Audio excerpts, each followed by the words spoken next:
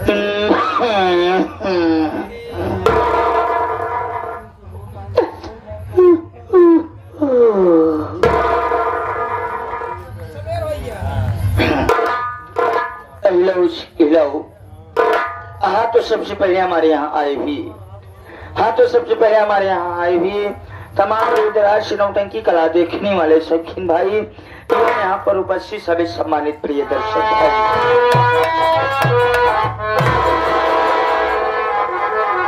हाय हाय हाय हाय हाय हाय ऊंची पहाड़ी के माई तो हर धाम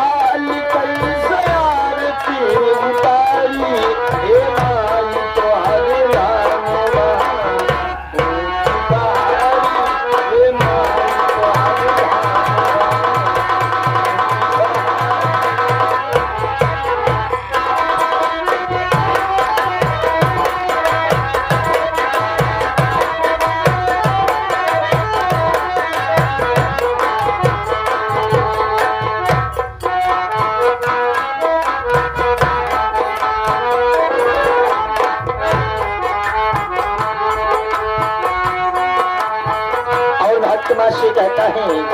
कि सुना है माँ तेरे अनेकों रूप हैं, जिस रूप में चाहे भक्त को दर्शन देती हैं, बदले में किस किस रूप को धारण की है ये हमारे गुरु भैया बता रहे हैं।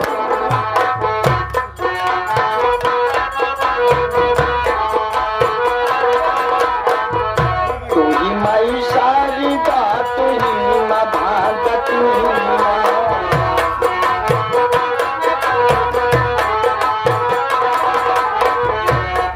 माई शारदा तू ही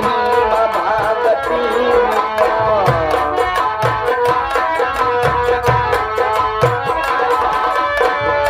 बीड़ा लेके माई बनलू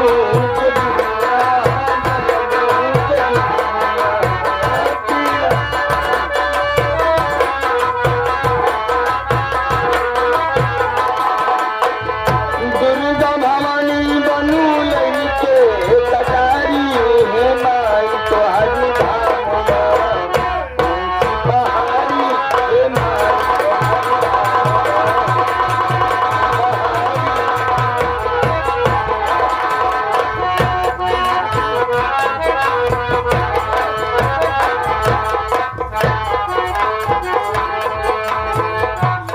आगे आप साथ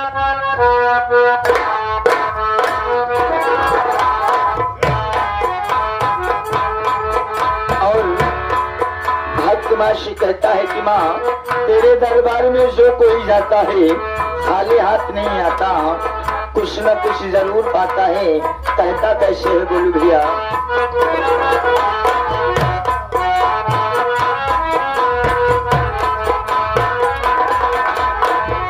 अल्लाह के आंख देलू कोढ़िया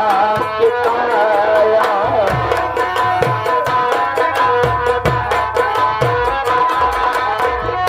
अल्लाह के आंख देलू कोढ़िया के काया,